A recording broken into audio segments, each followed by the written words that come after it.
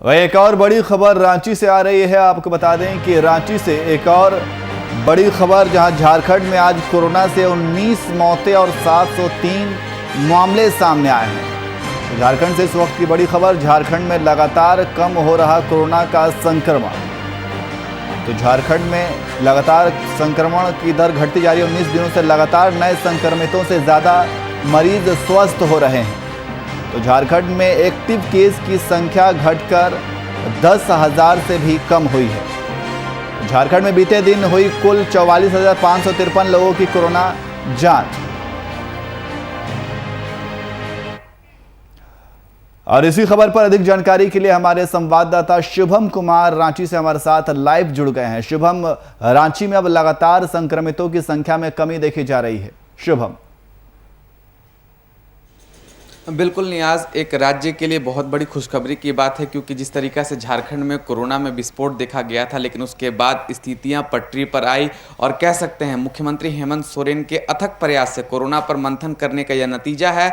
झारखंड में स्वास्थ्य सुरक्षा सप्ताह लगाने का भी यह नतीजा है कि आज झारखंड में कोरोना को मात देते हुए झारखंड सरकार और झारखंड के राज्यवासी नजर आ रहे हैं। दूसरी बात करें नियाज, तो जिस तरीका से झारखंड राज्य का सबसे बड़ा अस्पताल रिम्स अस्पताल में महज 193 संक्रमित मरीज अभी भर्ती हैं, लेकिन एक समय ऐसा था जहां पर हजारों की तादाद में संक्रमित मरीज वहां पर भर्ती थे। सदर अस्पताल की रांची की बात करें तो मात्र 26 मरीज कोरोना संक्रमित है वहां पर भर्ती हैं।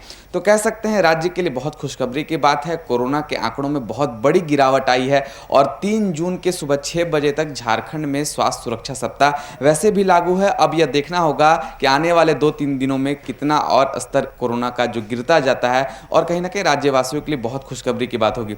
दूसरी बात करें सागर, तो जिस तरीका से कोरोना पर तो हमने जीत हासिल करने में एक अलग पायदान हासिल किया है, लेकिन अब एक दूसरा खतरा झारखंड में बखूबी मंडरा रहा है, जिसका नाम ब्लैक फंगस है, म्यूकोरमाइकोसिस जिसके नाम से लोग जान रहे हैं। और उसके संक्रमित मरीज अगर बात करें तो 44 संक्रमित मरीज ऐसे हैं जो कि राजधानी रांची के अस्पताल में भर्ती हैं और 33 कंफर्म्ड केसेस हैं। जी शुभम, लेकिन इसके साथ साथ ब्लैक फंगस तो ही है, लेकिन कोरोना के संक्रमण में कमी देखने को मिली है, लेकिन थर्ड वेव का खतरा भी लगातार मंडरा रहा है, जो बच्चों के लिए काफ़ी खतरनाक बताया जा रहा है। तो उससे निपटने के लिए स्वास्थ्य विभाग की तरफ से क्या कुछ इंतजाम किए जा रहे हैं?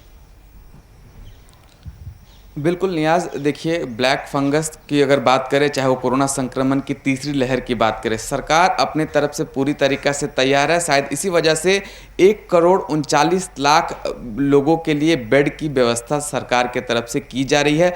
खुद झारखंड के स्वास्थ्य मंत्री बन्ना गुप्ता भी लगातार तीसरी लहर से लेकर कह सकते हैं तीसरे लहर को रोकने के लिए जनता के बीच जागरूकता अभियान चलाया जा रहा है। जागरूकता रथ के माध्यम से तमाम लोगों को यह एहतियात दिया जा रहा है कि जल्द से जल्द वैक्सीन ले लें। जो भी 18 वर्ष से ऊपर के लोग हैं जिन्होंने अभी तक वैक्सीन नहीं लिया है, उसके लिए मोबाइल वैन भी चलाया जा रहा है। मोबाइल वैन के द्वारा उनकी वैक्सीनेशन की जाएगी।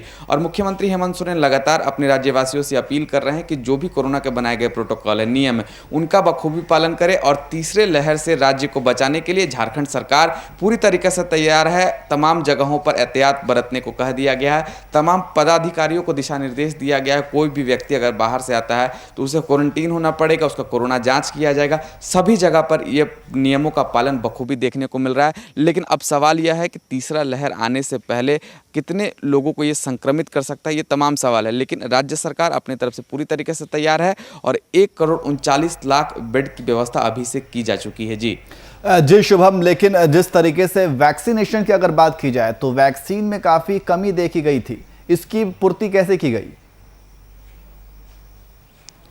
देखिए, अगर वैक्सीनेशन की बात करें तो वैक्सीनेशन की प्रक्रिया में थोड़ी विलंब ज़रूर हुई थी, क्योंकि जिस तरीका से कोविन ऐप के द्वारा रजिस्ट्रेशन किया जा रहा था, ऐसे तमाम चीज़ें हैं जो, क्योंकि झारखंड शुरू से एक आदिवासी बहुल क्षेत्र रहा है और 47% से आधी से ज़्यादा आबादी यहाँ पर मोबाइल फ़ोन तक यूज़ करना नहीं जानती है।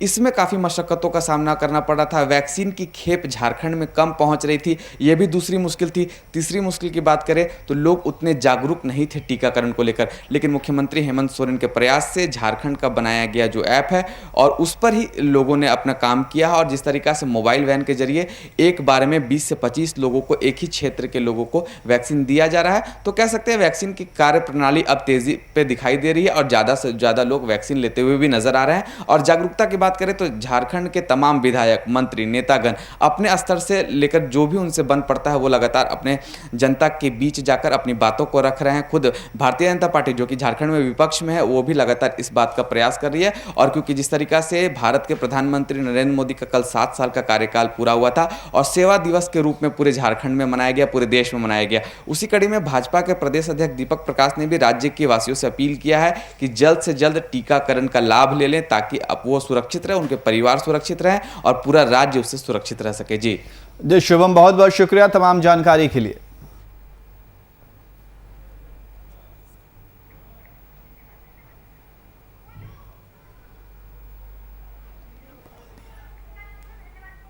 जी बहुत बहुत शुक्रिया तमाम जानकारी के लिए।